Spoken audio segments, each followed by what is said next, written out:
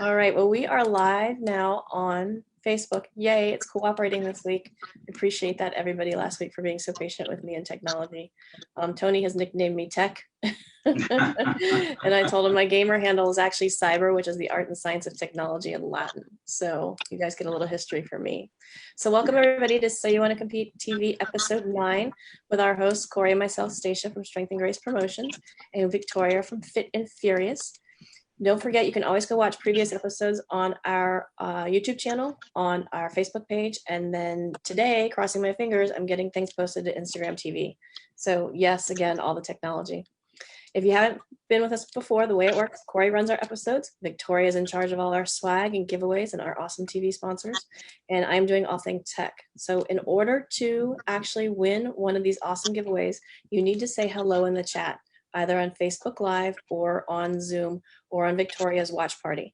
That way we can count you in the numbers. And I do have you guys written down and assigning you numbers as we're going. That's how you get awarded a prize. And today we have Gary Udit and Tony Roberts for our Train the Trainers episodes. These normally take place in person at Gary's posing clinics, but today we are actually doing them live online because that's how we are getting things done while we are all stuck at the house. So Corey, Victoria, it's all you ladies. I'm gonna go take over technology. Awesome, thank you. And just as a reminder to everyone, just like we would do if we were doing this live and you were at a gym, if you have questions, please put them in the chat because we will ask. The first question that we've got is because everyone wants to know, Gary, please let everybody know, why did you start the Train the Trainer series? Why did you feel it was so important and why is it so necessary? Somebody suggested it. I forget who it was. Do you remember, Tony? I believe one of our judges came up with it. I can't remember who it was, but we had a conversation about it, yes.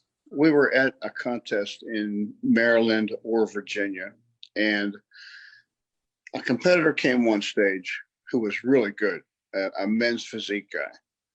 And his board shorts were riding extremely low to the point of inappropriate. So I asked the expediter to please take that class off stage. And then I said, when he came to the table, I said, ask number 12 to fix his shorts. When they came back out, they still weren't fixed. We tried one more time. And the guy wound up placing, I think, 5th in his class. Meanwhile, he was really good. But it was inappropriate the way his shorts were riding, extremely low. So I happened to know who his trainer was, and I was looking for him after prejudging, and he was looking for me. And he said, what happened there? Was he too big? And I said, no, his trunks were riding inappropriately low, and we can't have that. It's a family affair. And the trainer mentioned, he said, I didn't catch that. I see what you mean. So in conversation later, that judge mentioned we should do a seminar for the trainers because they're already really good at training people and getting them ready and prepped. But maybe there are some nuances that they miss. And so Tony, being Tony, jumped right at that and included it in our next seminar as a particular portion. And we did a special seminar over at Laurel High School, where I think we drew close to 70 trainers and coaches, if I'm not mistaken. Tony promoted the hell out of it. And we tried to make it clear that, look, we're not looking to tell you how to train folks. You're already good at that. What we like to do is make sure you know exactly what the judges need to see from your athletes so that they knew exactly every little minuscule detail to cover in the preparation. And it's worked really well to the point that now, the trainers have always been a big part of this industry anyway. They impart knowledge. They're a great conduit to the athletes. They have such a control over where athletes go many times. So we've leaned on them for advice. They get the trainers get credit for our schedule now because we schedule events for instance, a contest we put on, our prejudgings now run somewhere generally around 10 a.m., probably around 10 till 12:30. And then we pick back up for the finals around 2:30 or 3. And the show's over by 5:36, and people are in the restaurants. And that came directly from the trainers, because when we asked them what they'd like to see, what would help your athletes today, they said shorter gaps. So there's been a lot of things like that that we've leaned on the trainers for, and it's been a huge benefit to us in general.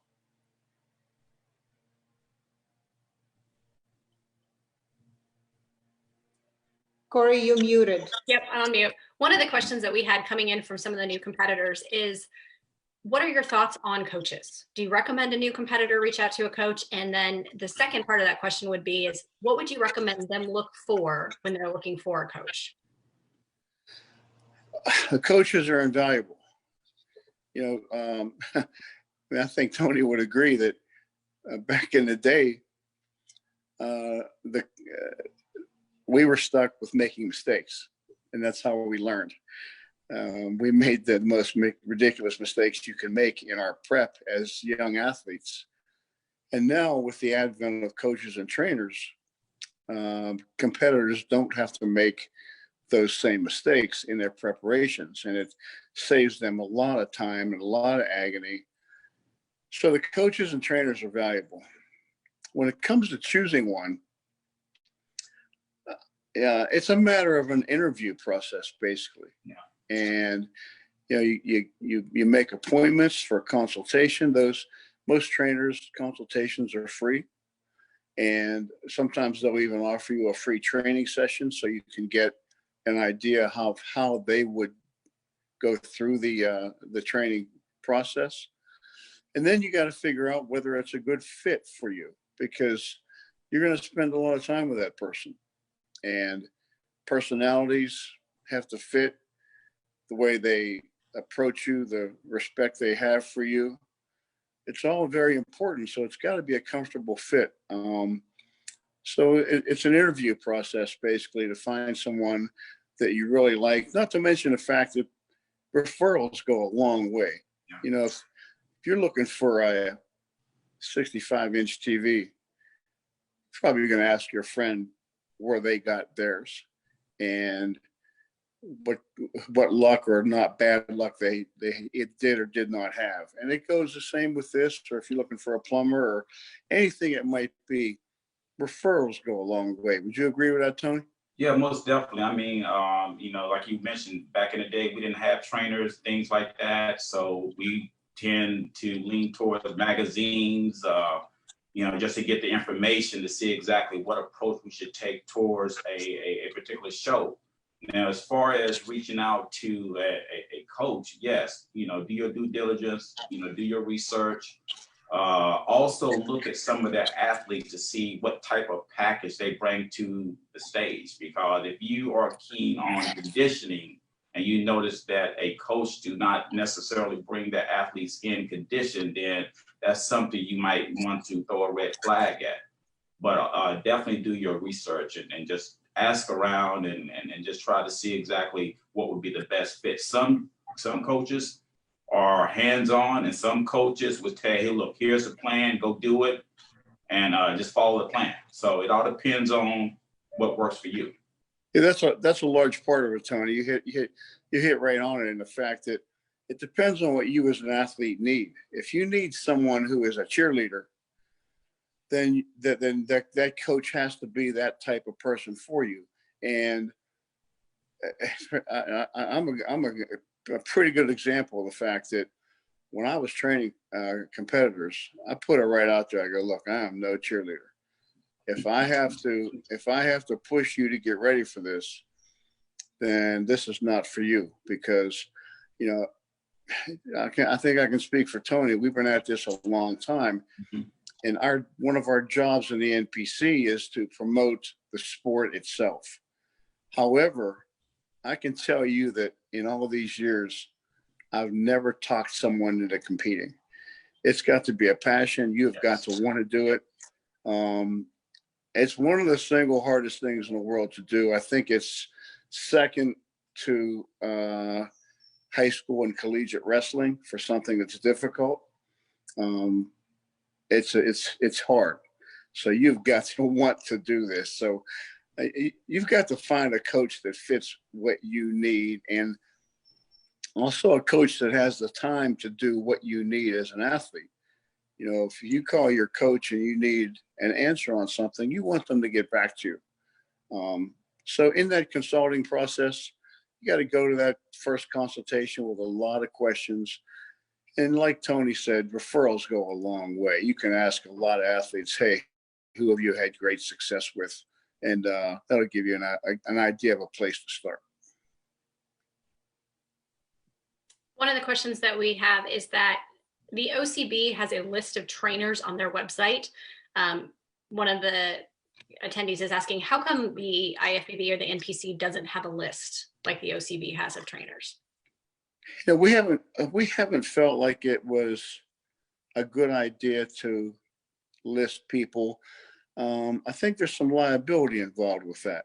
So you almost have to vet someone before you start to list them on the NPC website that this is a trainer we would recommend. You know, we don't have a trainer certification program. It's been suggested. Personally, to tell you the truth, I've suggested it to a couple of people in the DMV area that it wouldn't be a bad business to get into, is vetting trainers and then becoming a referral outlet for that. However, as an organization, it's not something we do. There's so many variations in what each athlete needs as a person, and especially with personal training. So it's something that people have to get into and figure out for themselves. And once again, I got to tell you, the referrals are everything when it comes to that. Go to people and ask them, who have you had good luck with? Okay, another question coming in is, what are the warning signs that you would recommend to a competitor that maybe their coach is doing? That is a warning sign for those new competitors to be like, this isn't where I want to be. I should be looking for someone else. I think it's more along the lines of they're posting it here so that way trainers know some of the things to avoid when they're working with competitors. Yeah, no question. I mean, you can't tell a trainer how to do his job. They've all got their own system for sure. But as a person looks for a trainer or coach, one of the things that is for sure, and I don't think people realize this, is that this journey into competing should be a very happy, healthy journey. And a lot of people go into it with a preconceived notion that this is going to be torture and it's just the way it is. And you got to get through it or don't do it. And it's going to hurt and it's going to screw up your life and everything else. And I'm here to tell you that is very simply not the case. And if it has come to that you are in the middle of your prep and you're in the locker room crying because you're depressed and upset, things aren't going well, it's time to reassess things and take a good hard look and even consult with your trainer and say, hey, look, this isn't working for me. Is there another way we can do this? Or should I reassess and not do the show in June, maybe do one in September? Is that the problem?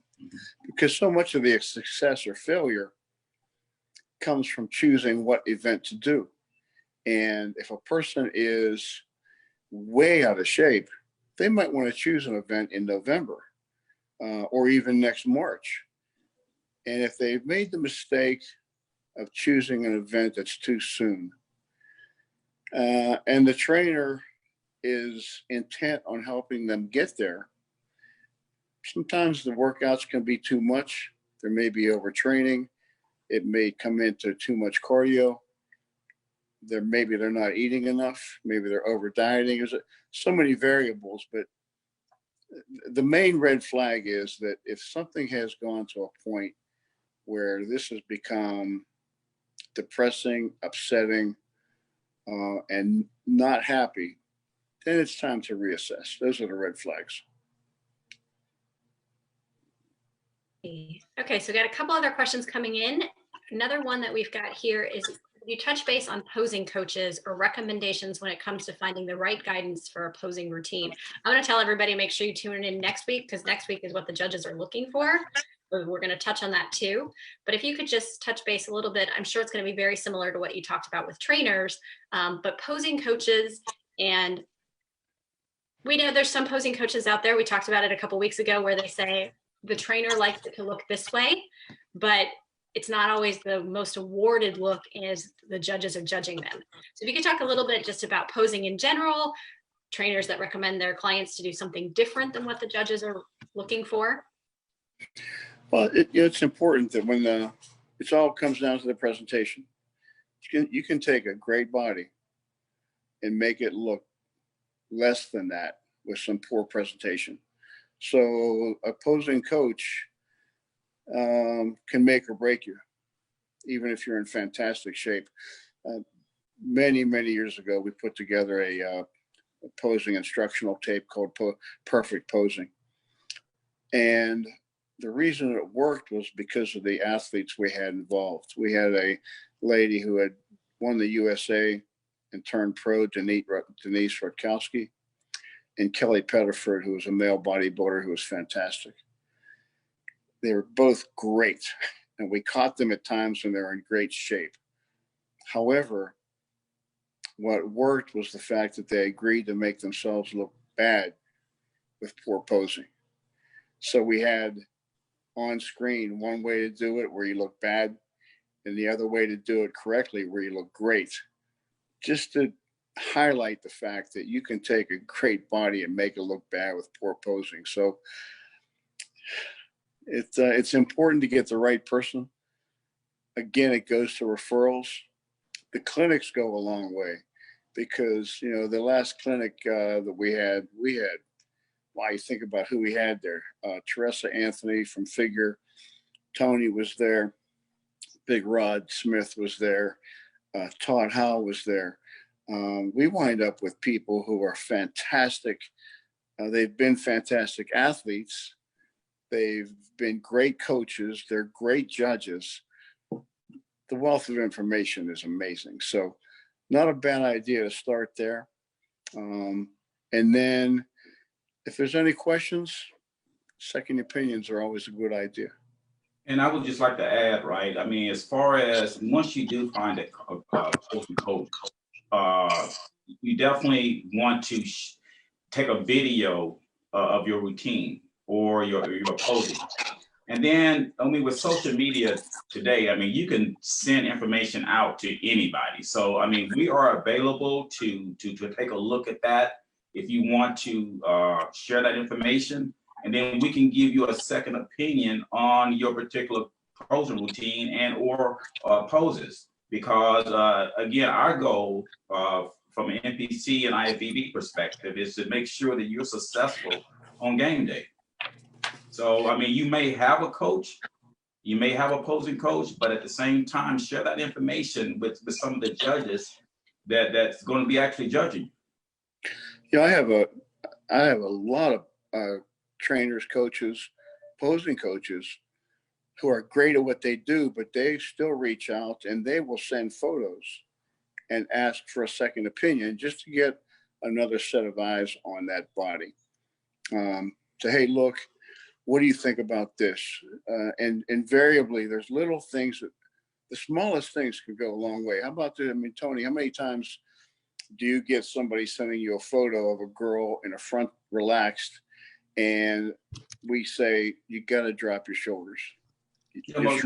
Yeah, most definitely. I mean, that's 98% of the time. Yes. And very simply, I go, have her drop her shoulders, because under duress, the shoulders go up. Stress creates that, and it hurts their look. So little details like that go a long way. And here's what's taking place. This is what's really cool. I'm convinced that the reason our events are so good starts with the seminars that we run and the fact that people attend them. And that, with the help of the coaches and trainers, creates a better athlete. And if you got a better athlete, you then wind up with a better event, and the quality of the contests then increases. And I've seen it.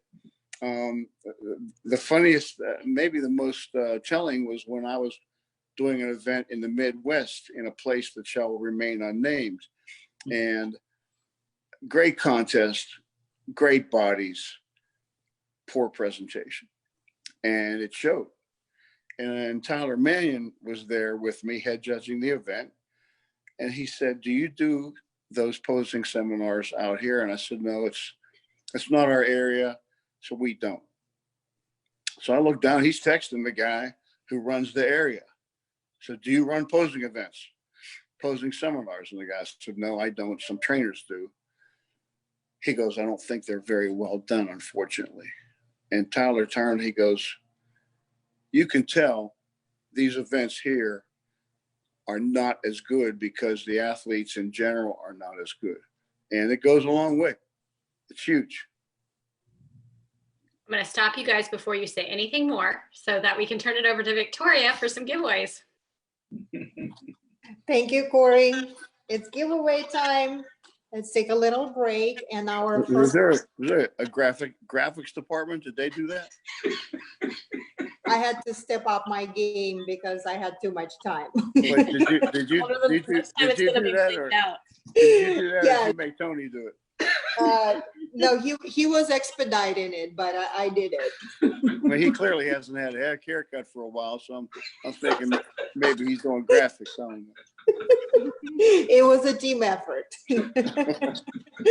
But our first sponsor today is My Life, and My Life has apparel, has gym equipment, not the equipment, but the gym gear. And we're doing our very first giveaway today from My Life. And who is our lucky winner today? You've got 1 through 45 to choose from. 1 through 45. Gary, one between 1 and 45. Number 22 is my lucky number. 22 is April. Let me find April over here. She was on Facebook earlier. Let me scroll up. And we have 32 people watching on Facebook Live as well, in addition to April Zoom. Larson from Northern Utah for you, Victoria. I will get her information. Perfect. Thank you. Welcome back to you guys. Okay, questions coming in. One of the questions asking, as we get moving with the pandemic ending in the months of June, July, when that is a major, trainers are asking, major health concern about putting their athletes into the show. I think they want to know what is going to be done, what is the NPC and the IFBB looking into to keep the athletes safe when they come back and start competing in our shows. Well, and, you know, we're currently shut down through July, and keeping our fingers crossed so we can start up in August in some areas, and that remains to be determined. However, we've been in talks about that, and I'm sure we're going to come up with a protocol, and it may involve, for instance, at the Arnold Amateur back in March, early March, this was, we had a system set up where we did temperatures on every single person that came in. And that was part of the protocol. So it may involve something like that, whatever it is. You know, we've already had discussions, but it's going to go a long way towards health and safety first.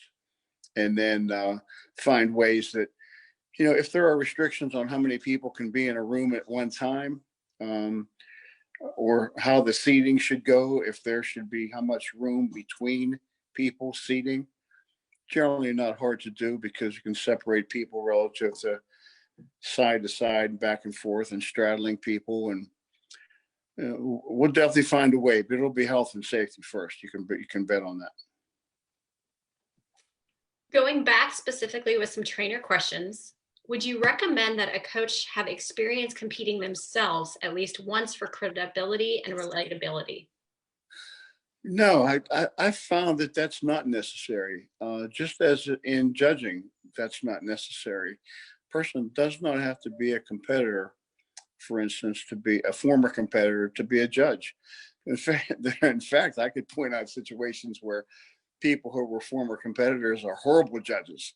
So no, and in the case of being a coach trainer, the goal is to be someone who has the knowledge and the wherewithal to change your body. They don't need to be a past competitor to do that. They just need to be, and part of it then, it goes to a question that may come up. However, you can't imagine how many texts or emails I get relentlessly from athletes, and the comment is, I got to change trainers. This isn't working. Who do you recommend? Now, Tony and I know every trainer from the DMV area up to the international top trainers. They're all good, that they've done great things. However, the person that knows that body the best is that person and that athlete. No one knows your body better than you. So even when you consult with a trainer, or even if you sign on with a trainer, you still have to be your own advocate, because that trainer has knowledge that they've built up over time through training different folks on things that work, like different mixes of carbs or fats, protein, cardio, whatever it may be. However, your body is in and of itself that single entity, and it's got to be dealt with on its own. And if the trainer suggests something like a certain amount of carbohydrates or a certain type of carbs that flat out does not work for your body, you've got to be your own advocate and mention that. So getting back to the question, though, a person does not have to be a past competitor to be a great coach. They only need to know how to manipulate your body into great condition in a safe and healthy manner. There's a two-part to this question. So the follow-up is, if you can speak on the fact that there are some IFBB pros that have gotten their pro card, don't know much about training, don't have the background, but because of the fact that they are a pro, they feel like they can train others. Sure. I mean, people use that as a marketing device, understandably. However, it goes to this idea that in your consultation with this person, with any trainer, and you got to ask a lot of questions, and then you ask for referrals. They've got to lay out a bunch of folks that they've done well with, and maybe then you contact those folks. Yeah. So, and you say, hey, what was your experience? Did it go well? How did it go? Were you happy with it? And just the fact that someone's turned pro means that they got in great shape one day and did well on that stage that day. So it does not mean that they are, in fact, a good trainer or coach of any design, because there can be someone who never competed ever, and they can be a fantastic coach. The old adage, do what I say, not what I do. There can be someone who's not in very good shape, and I've seen it, but they're a phenomenal trainer and a great coach. So you got to ask a lot of questions and get referrals from other clients they've had. And I just want to add one thing. So as far as, looking at an athlete who's an IFBB pro in relation to being a coach, if I'm an athlete and I'm looking for a coach, I'm asking myself, do I want a coach or do I want an IFBB pro as a coach? Okay, so ask yourself that question. You want a coach who has fruit on the tree, as I always say. And then if they're a pro, say, hey, cool. But you want a coach. You want a very good, quality coach, okay? Yeah, being an IFBB pro is a nice distinction. It's a great accomplishment and worthy of some respect.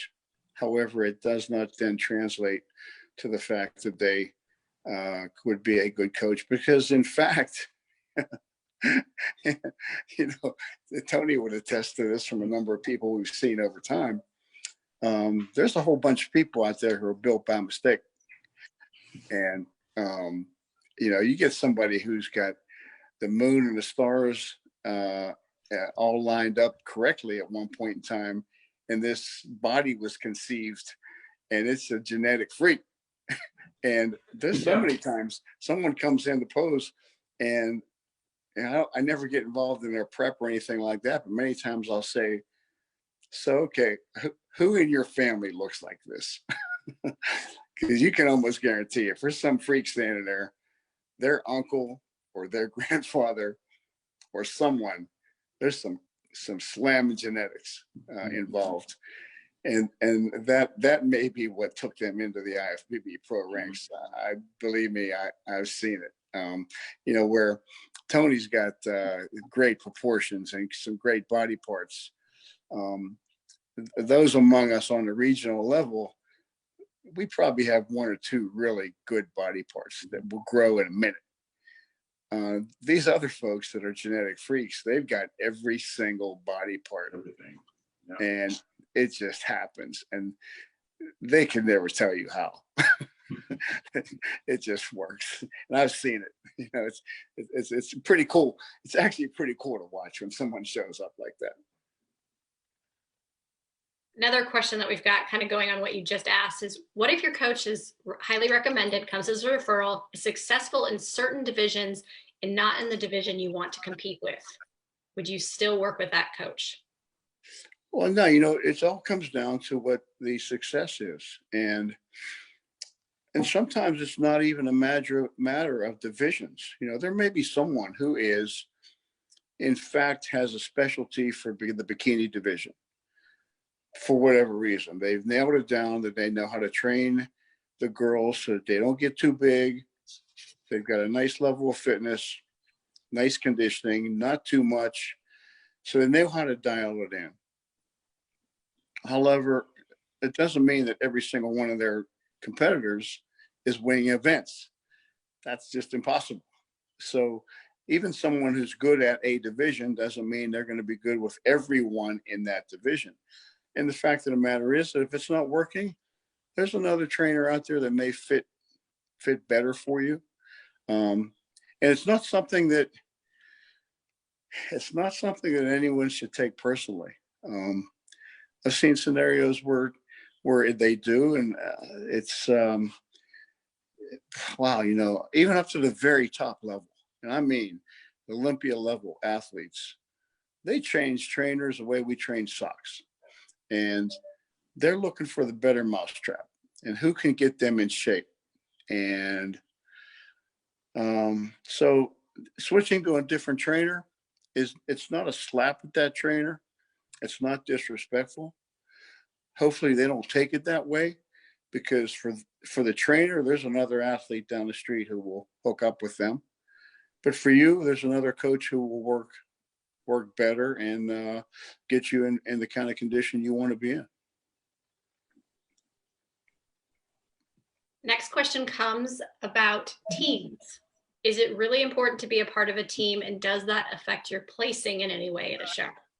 Yeah, that's a great question. I think it can be a huge benefit to be a part of one of the teams that are out there, because, you know, this thing is, it's obviously a singular, it's a one-person event.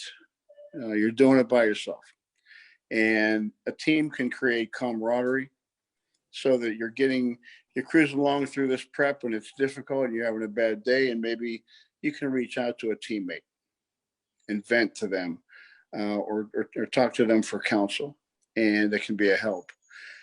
Cool to be part of a team with a bunch of cool athletes, and you all get together and you get along fine, and it can be fun. So there's some benefits to being on a team relative to that, I think, and the camaraderie and friendship that can come with it.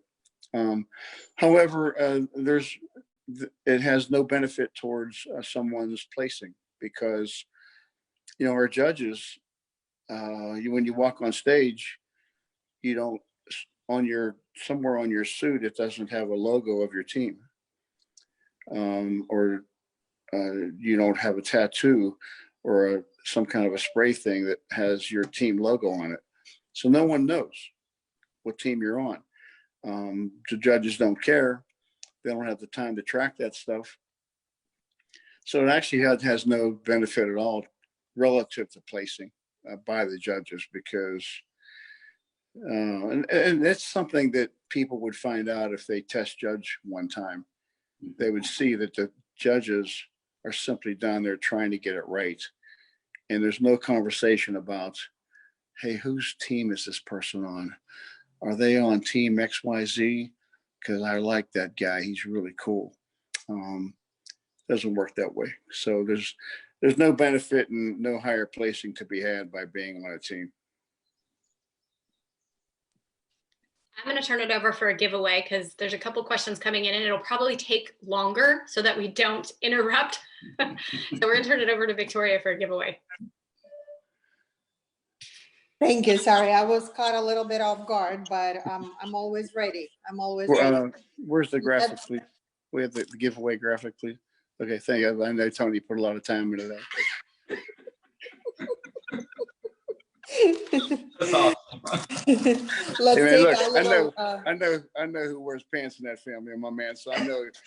She said, "Here, go make this." Did you use the measuring tape, Tony? Did you have the That ruler? was all Lady B. Trust me, that was all Lady B. My man. I probably critiqued my letter. I think that's what. Whose letter was it? Tony was sitting there watching TV, trying to watch The Last Dance, and Victoria goes, "What are you doing?" And I'm watching The Last Dance. No, my man, come over. You've been making this graphic right now. I know how that works, man. Every week we're stepping up our game. Last week we had 20 female sponsors. We had huge packages to give away. So we're trying really hard. But we're gonna take the little hydration break. Our second sponsor for today is the company named Jug Hugger, and they create this beautiful jug huggers. You can personalize it with little logo on it. Tony has one too. With little. So what is that? Does that cover a 1 gallon? It's for 1 gallon, yes. How about that? Check that out. Yep, it's a Very little. You can play a little dress up with your gallon. Yeah. It's cold. It has little pockets for your for your keys. For You little. could probably put a picture of Tony on the side of that. You can. Oh, we good. We're good on that. We're good on that. And a pocket for a cell phone too. So at the gym is very convenient when you There you work go. out. Check that out. All you need is just your water and your phone.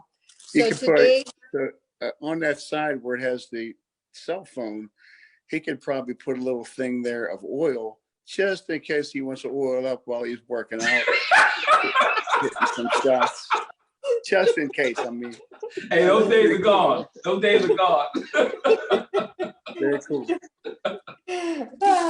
well, we have a beautiful, what is it? The army green, army camouflage today. All right, who is the lucky winner today? Who's gonna play with little beautiful jug hugger?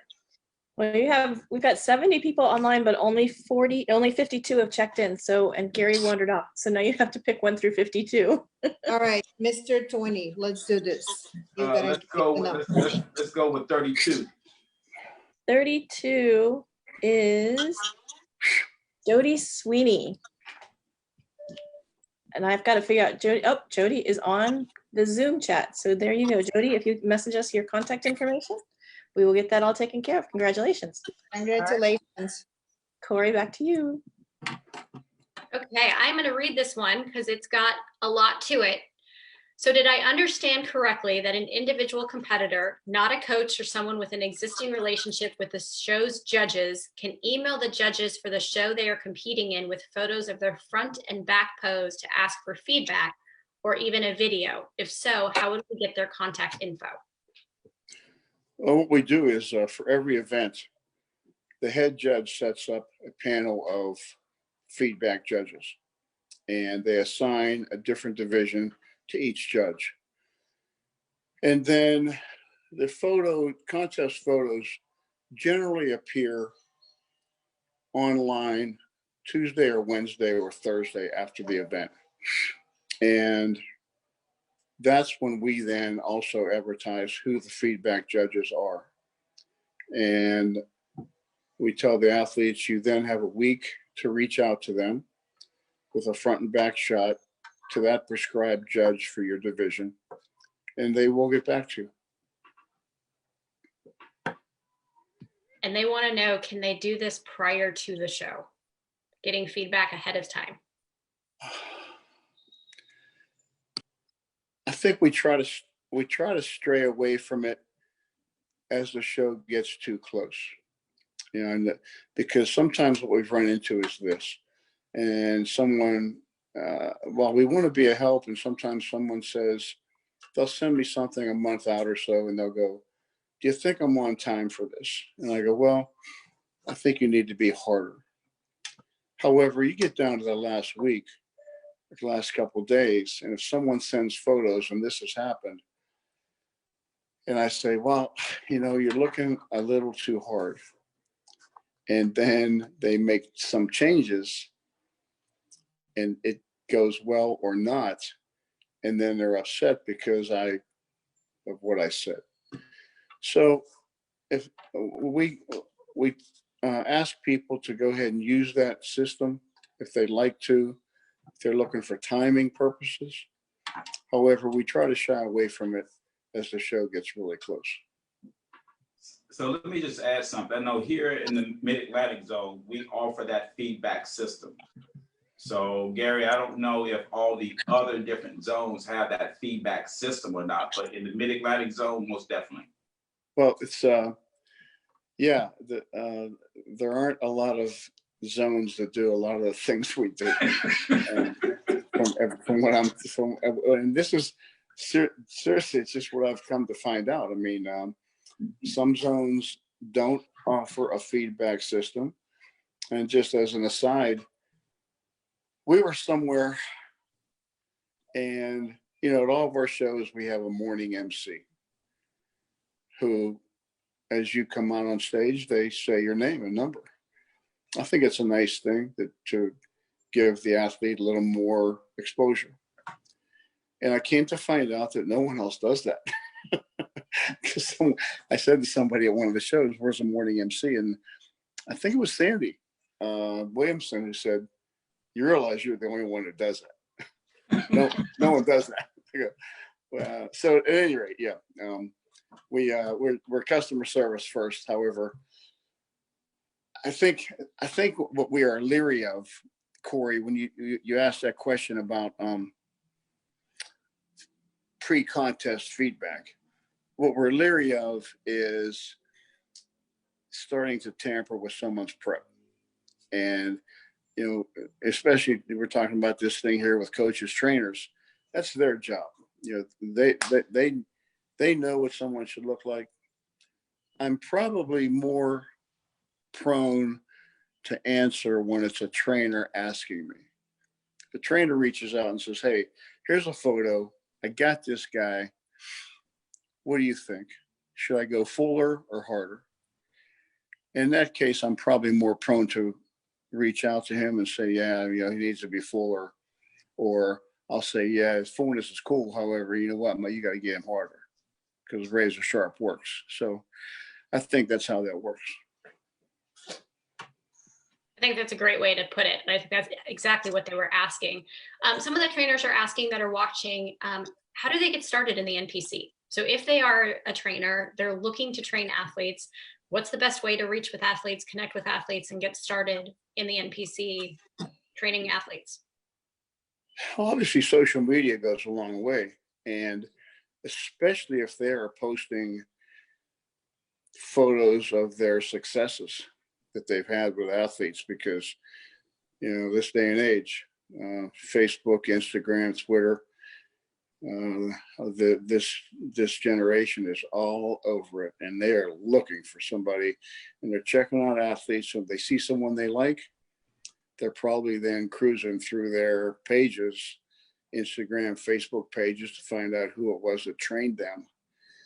So I think that's an avenue right there.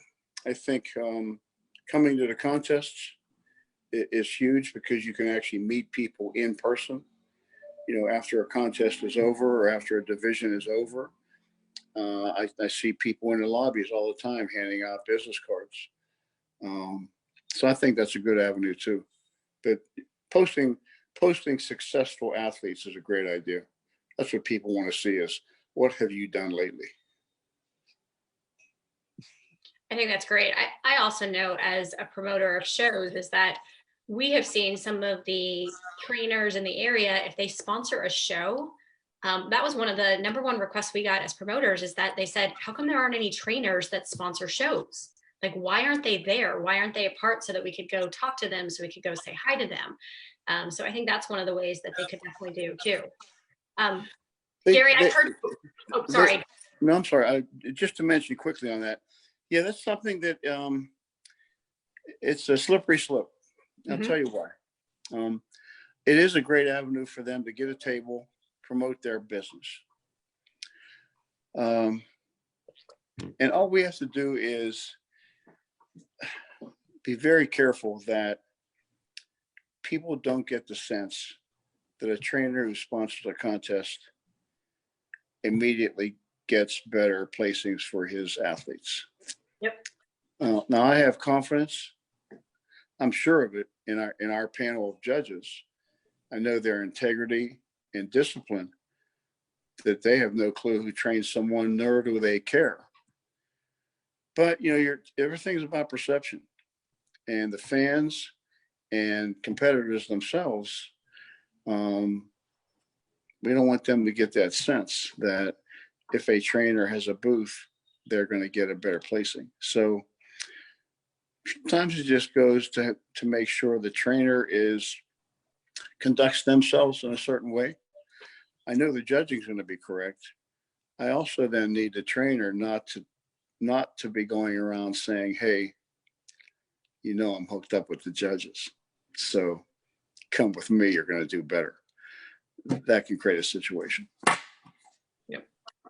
I think it was more so for a new trainer, like a gym, getting their word out, talking to people. Sure. Yeah, absolutely. Well, it's a great avenue to do it for sure. And we welcome people to do it. So then follow-up question with that is, can you go over briefly how the judging systems works? Not the posing, but the scoring. Do they know our names? How does it all get compiled? They don't know, the judges do not know your names.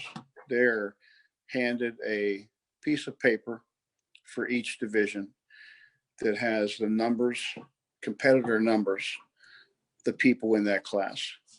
It may be 2, 4, 6, 8, 17, 20, whatever it may be. That's all that's on the paper for Bikini A. And as you walk on stage and you do your individual routine, individual presentation, and then you come out in groups, and then the head judge calls you out in groups of 3 or 4 or 5 or 6 at a time to be compared. Then the judges, each judge on their own, assign a placing to you. First, second, third, whatever it may be. And that goes on that sheet next to your competitor number. And those things are then handed down to our computer scoring person. And they import the numbers into the computer scoring system. And the computer then compiles that automatically, throws out the high and low in case someone by chance has judged somebody extremely low or extremely high. Those scores get thrown out. And then you have an average of what the scores are, and they get calculated and added up. And it's like that. So no, there's never any names that the judges have on their sheets. When we say their names are prejudging, it's simply for the benefit of the fans, frankly, and to give the athletes some more exposure. Another follow-up question with that is, do you recommend trainers / coaches do test judging? I don't think there's anything more beneficial in the world for a trainer or an athlete to come and be a test judge one time. I go back to Candace who's one of the best figure competitors of all time, competed for 12 years. And she mentioned to me at a seminar when I brought up test judging that she had just gotten involved in that end of it. And in doing that, how much she learned while she was sitting there test judging of mistakes people were making, mistakes she had made as a competitor by watching people on stage, because suddenly you realize that the judges are assessing you from the moment you walk on stage until the moment you leave. There are eyes on you, and certain angles, the way you hold your chin, keeping your abs in, someone is always looking at you. So you pick that up as a test judge, whereas generally people go to watch a contest, they don't watch it so specifically. But if you're sitting there as a test judge with a pencil in your hand and you are charged with giving someone a placing after all their hard work, then you really start to assess those bodies, and you can really see the mistakes that are made. So it's one of the most invaluable things there are, is taking advantage of that chance to test judge. Plus the fact people will find out that the only thing that's happening at the table is that the judges are working really hard to try to get it right. And, I think Tony would agree that the coolest thing at any event is when at the end of the event, we turn to each other and go, I think we got that right. It's everything. And to that point, even after pre-judging, if the judges feel like, hey, that they did not get that right, then of course we'll come back at the finals and rejudge that class to make sure that we dialed it in correctly. Because like Gary just mentioned, it's no better feeling than just looking to your left and right of the judging panel and saying, hey, look, guys, we did a great job. And we know we got it right. Yeah, for sure. There's some mistakes made, Corey, in the perception of the athletes, that they think that if there are 5 people on stage and they're standing in the center, they think that means they won. And meanwhile, it's just a place to stand on stage to be compared to some other bodies. And I'm sure Tony's gotten texts and emails from people who said, I was in the middle the whole time. How come I didn't win? Yeah. It means nothing. It really truly means nothing where you're standing on stage. It's just a place to be. But I can brag on our judges. They do a great job. They want to get it right so bad, because even the ones, most of them coincidentally have been competitors, but even the ones who have not been competitors in the past still have a high respect for what the athletes have gone through. So they want to get it right. So another question we had then, to follow on with that, if test judging will help strengthen our coaching skills for the NPC, are there any other recommendations on how we can help our clients? I think attending the seminars goes a long way, because then you can really truly find out straight up what the judges want to see. So much knowledge comes out of those seminars, because you can talk to the judges one-to-one, ask them straight up, and not rely on the latest buzz or the latest rumor on what we want. And it's easy for that to happen, because, especially on the regional level. Well, I mean, from the regional level up through the Olympia, we have a criteria that we want for every division of what we'd like people to look like.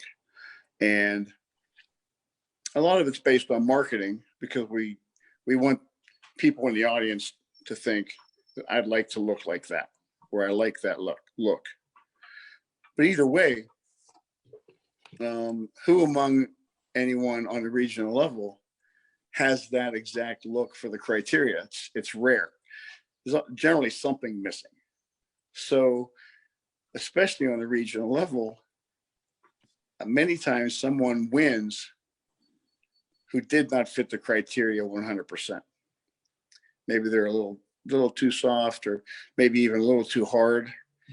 However, someone had to win. Someone's walking away with first place that day. And then when that takes place, then the stories start. Oh, they've changed what they want. Yeah, exactly. They changed the criteria. What do you guys want this week? I'm like, what? So it's not the case. The criteria is what it is. Jim and a combination of Jim and the board of trustees and JM and Tyler, Sandy Williamson, Steve Weinberger, the higher ups, they've gotten together and they've created the criteria that works best. And we are charged with sticking with that. But however, someone has to win. So I think going to the seminars, to answer your question, is a great idea. And the trainers can reach out and get the straight scoop on what's up instead of listening to the rumors or the latest scuttlebutt on what we've done with the criteria. So if I can real quick, as far as attending the seminars, I know here in the DMV, about 99.9% of our seminars are free for the coaches, for the athletes, for whoever wants to attend. We try to bring a one-stop shop of information. When Gary's available, we definitely do a trainer portion. We have a lot of our key judges there to give you nothing but the best. And then we have, Victoria, she has a wide connection of sponsors who bring a lot of people around as far as hair, makeup, posing suits, the whole 9 yards. Okay, so everything is free. So you got to take advantage of that. All right. It's become such an important part. You're right, Tony, because we rely, our events, the whole NPC bodybuilding trip has now come to rely on trainers and coaches for much of the success that takes place. Trainers and coaches create the best competitors who then create the best competitions. And it's a marked difference when you get a bunch of trainers, coaches together who can trade examples, trade advice, get advice from the judges on what we're looking for. Then they can impart that along with their training, coaching expertise on how to make their athlete as absolutely good as they can be. And we lean on them. I'm happy as hell to have them involved because there was a time that they weren't, to tell you the truth. There's a long time that the trainers, coaches, it almost seemed like there was a divide. And we set out to change that. I said, look, we need to get these folks involved because they will create a better athlete and a better event. So let's get them on board. We need their advice. So another question here is, what do you do with your athlete if your athlete doesn't feel good? Let's say your athlete gets sick, doesn't feel good. What should the trainer do? It's the day of the show. So the day of the show backstage, I know, Tony, you probably are going to grab this one, but what should they do if their athlete is all of a sudden just very sick? It goes along with the question too, if the competitor misses their class. So what should they do? It's something that we lean on heavily. Health and safety first. Yeah. And so many times in getting ready for these things, it might be something as simple as anxiety that's kicked in, or nervousness. Maybe they ate something they're not accustomed to. Maybe they didn't drink enough. Maybe they decided to drink something different than normal, either at the advice of the trainer or not. I mean, any trainer will tell you that they've given someone some distinct directions and the athlete did not listen to that. Or if the trainer said you should take 2 of these, they've taken 5. And now you got a situation. So, Tony sees it all the time backstage. And when it happens, health first. You got to get the person healthy first. So right away, Tony takes them. What do you do, Tony? Take them aside and get the EMT involved and check them out. So and people, we try to get people to not miss their class. However, if they do, if we can accommodate them and have them do something at the finals, we do. But our first goal is get them healthy, make sure they're feeling fine. Even when they claim they're fine, and it's a better idea for them to sit it out and live to compete another day. We've seen a lot of those instances happen, especially they're few and far between. I like to at least. Yeah, and sometimes, generally it happens to folks who are first-time athletes and they have not had a coach or trainer. And maybe they've been following something along the blogs or in IG or something, and they think that it's a great idea to cut their water from Wednesday on. And they walk into the event and they are unhealthy. So that's one of the things that a coach trainer can create, is a more healthy atmosphere for an athlete. Mm-hmm. Victoria, I'm going to turn it over to you to do our last giveaway. Good job. The last cherry on the cake. I'm sure you're going to have Tony put bling on it for next week, right? Oh, It has a little bit of bling. It does. I'm wanting to see Tony's rhinestone abilities. Oh my God. I do not want to see that. We will work on that. We'll work on that.